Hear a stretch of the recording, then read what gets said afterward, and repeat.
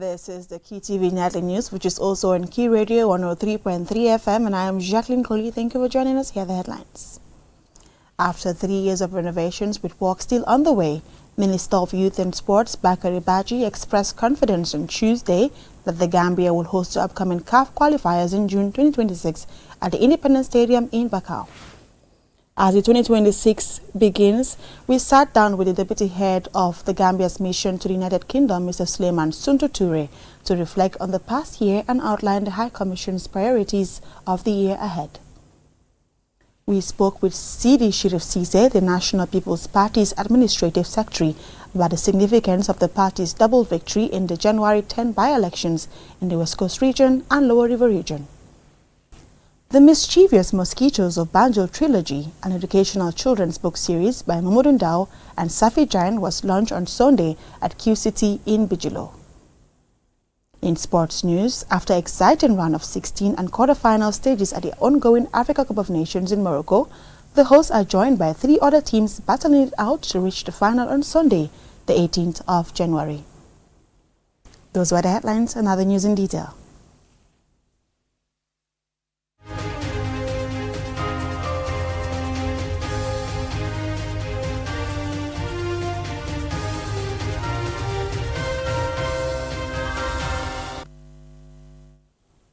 Thank you for joining us. After 3 years of renovations with work still on the way, the Minister of Youth and Sports, Bakari Baji, expressed confidence on Tuesday that the Gambia will host the upcoming CAF qualifiers in June 2026 at the Independence Stadium in Bakau. He was speaking to journalists following a tour of the facility. And Swane Sonyasi was there and he now reports.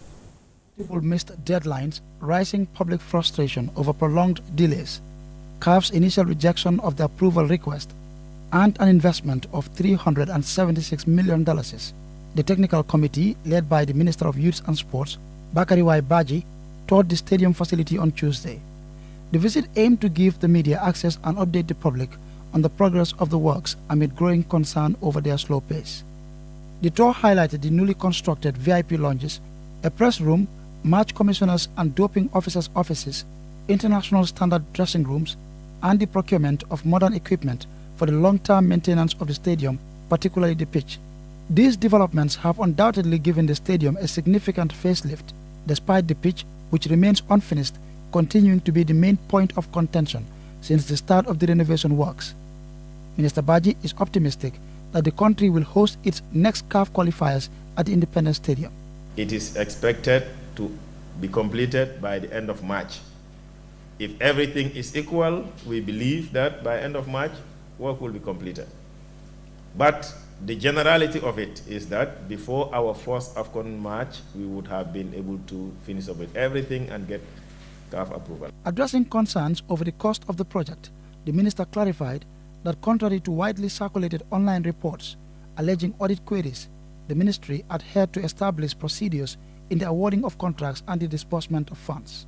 It's important to clarify that as far as we are concerned, there are steps in the process, and the Ministry of Youth and Sports, the Ministry of Works have followed all the processes that are required in a normal procurement process for a technical job like this. The Stadium General Manager, Ibu Fai, and the JFA First Vice President, Bakari K. Jame, highlighted the impact of the delays on Gambian football. However, they expressed satisfaction with the quality of work currently being carried out at the facility. One thing to note is that the stadium, everything is approved for the stadium apart from the football field. All the competition area is approved by CAF. And we have added other things like the security and safety aspect of it. This has impacted the government, by extension every taxpayer, because we have to play home away from home. And if you look at the cost structure, in some instances, it's really what you call maybe a double whammy. First, you will agree with me that it closes completely your income stream. The stadium was built in 1984 and had previously undergone renovation in 2011. On a related note, the minister revealed that work on the athletics track around the pitch will commence soon, pending the arrival of the required container on the 10th of February 2026. He also informed journalists that construction of the road around the stadium complex is expected to be completed within 2 weeks, emphasizing that the stadium remains on course to host its first competitive match in 3 years at the Independence Stadium. Answane Sonyasi for KTV News. As 2026 begins, we sat down with the deputy head of the Gambia's mission to United Kingdom, Mr. Suleiman Suntu Toure, to reflect on the past year and outline the High Commission's priorities for the year ahead. Loliam Kamara has the details.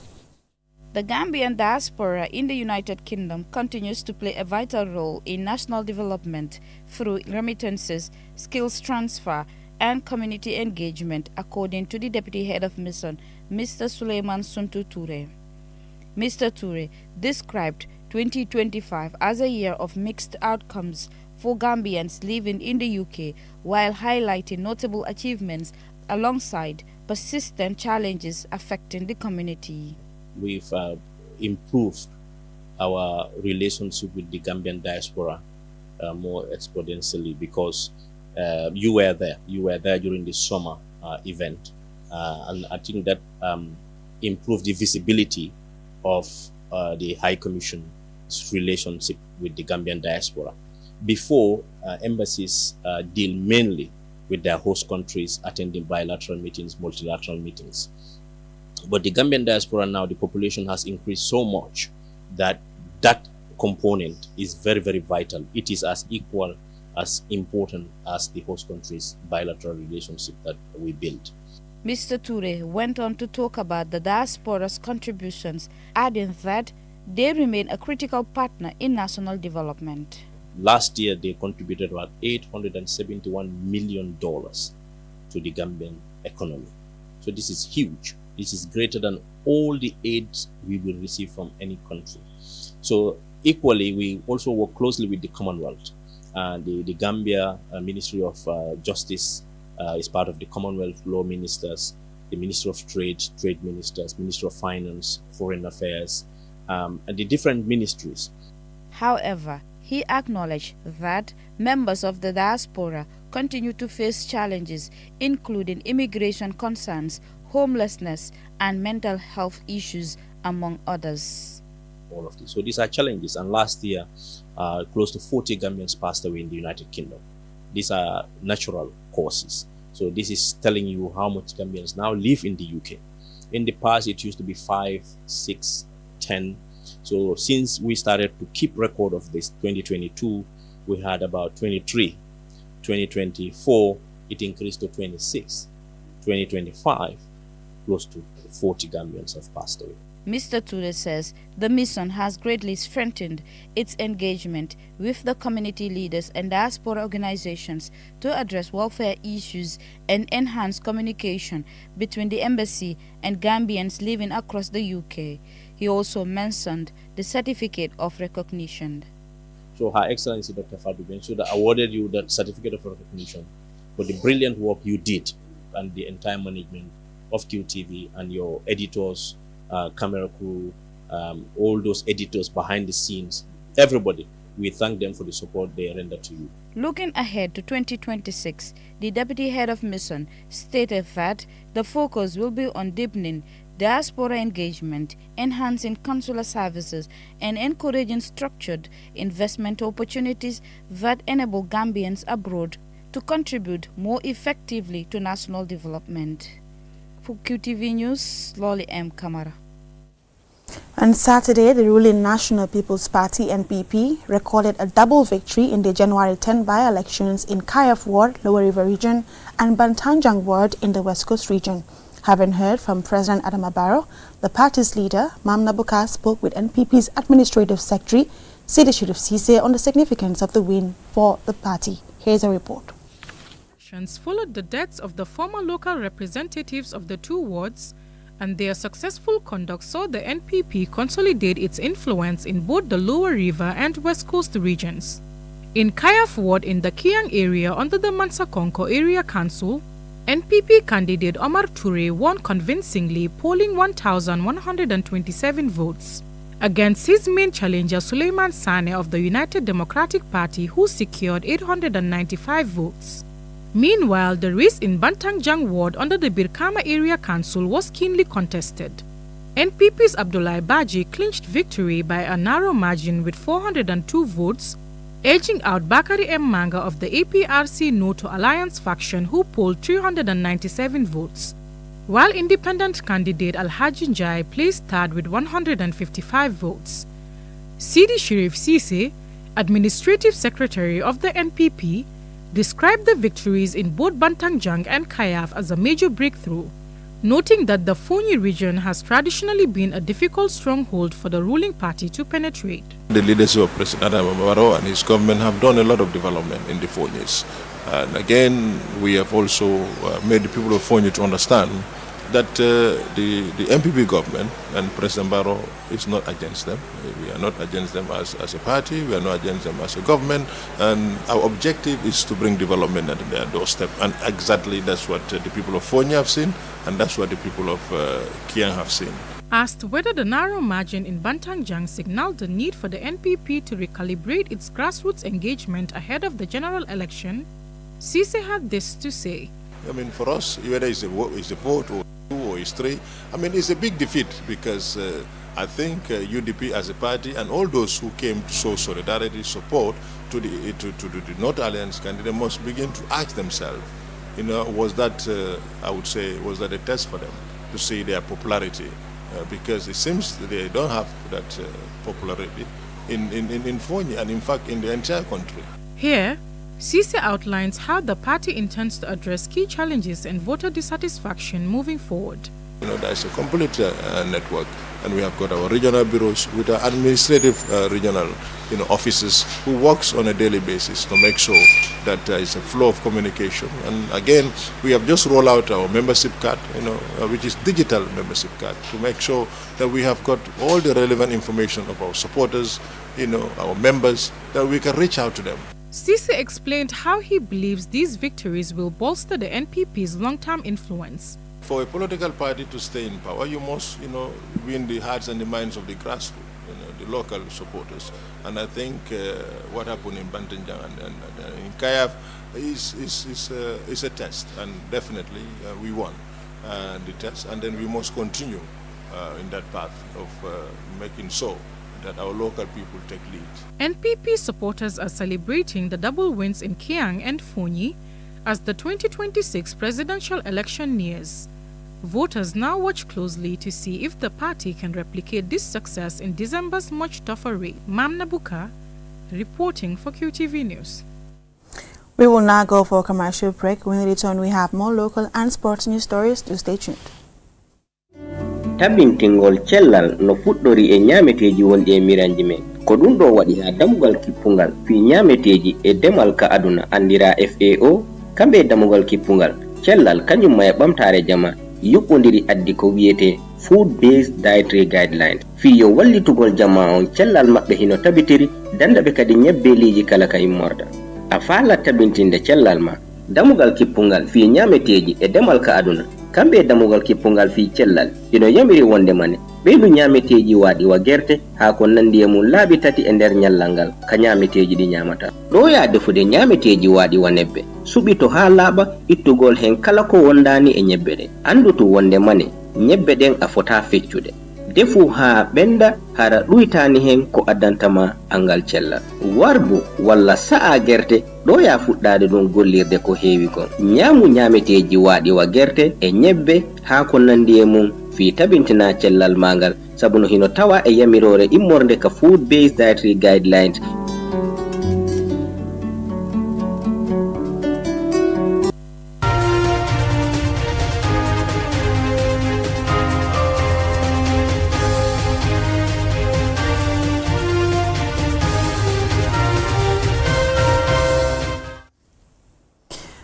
Thank you for joining us. The Mischievous Mosquitoes of Banjul trilogy, an educational children's book series by Mamudun Dao and Safi Jang, was launched on Sunday at Q City.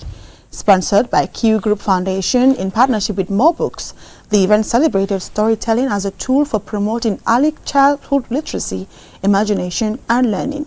Yafatugel tells us more.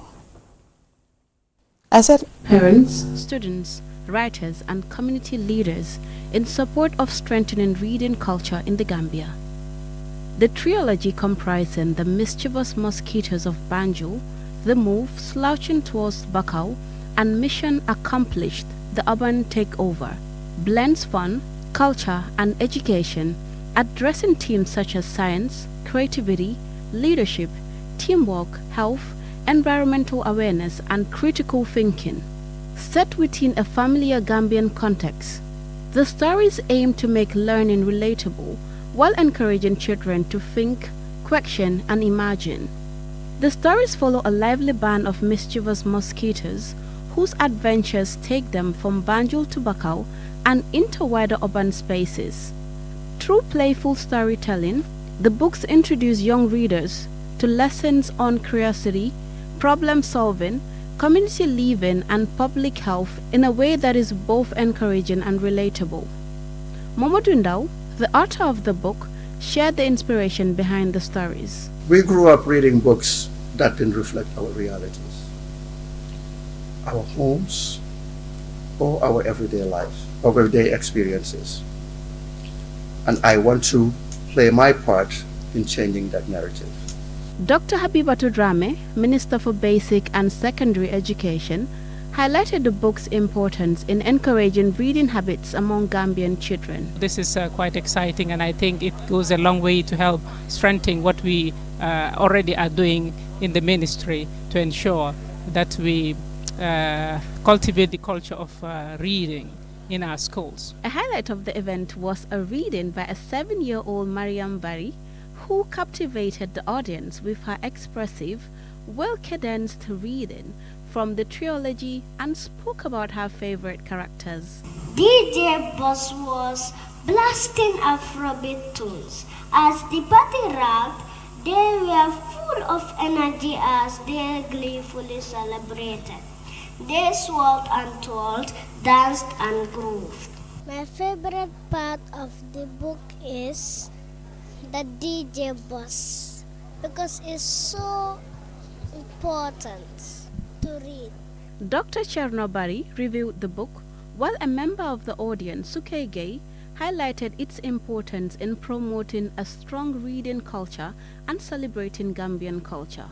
Today in the Gambia, we believe if we have literature that resonates well with the kids, within their environment, the characters and the settings and all that, I'm sure it will be a very important element. It's been a wonderful experience getting to hear or see a Gambian writer write about children's stories, because it is very important for our kids to grow up and see books and read books that they can identify with. Lamin Yafa represented the Q Group Foundation, reaffirming the foundation's commitment to supporting children's literacy in the Gambia. At the Q Group Foundation, we believe that investing in children and education is investing in the future of the Gambia.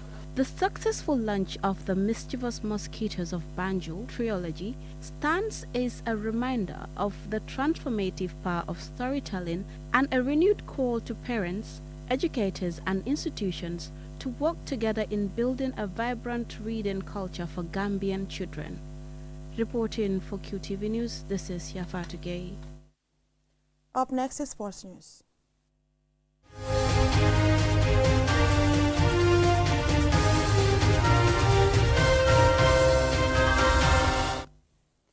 After exciting round of 16 and quarterfinal stages at the ongoing Africa Cup of Nations in Morocco, the hosts are joined by 3 other teams battling it out to reach the finals on Sunday, the 18th of January.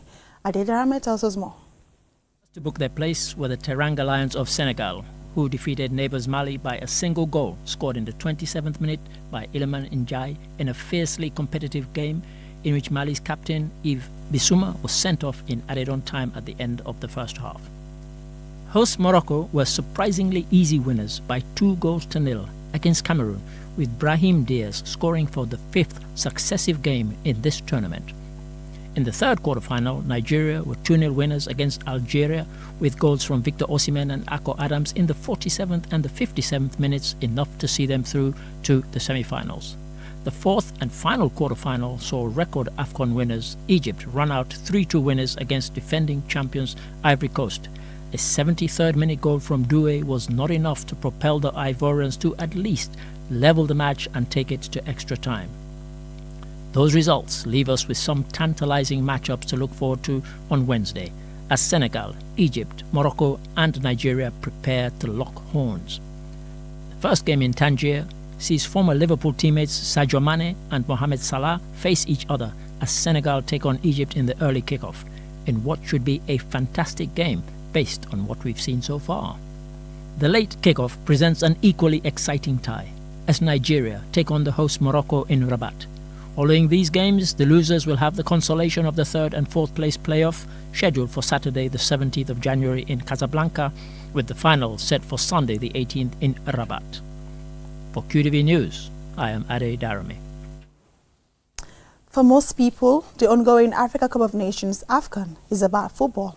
However, agreeably, the image many will take from the tournament is not of a footballer but a fan.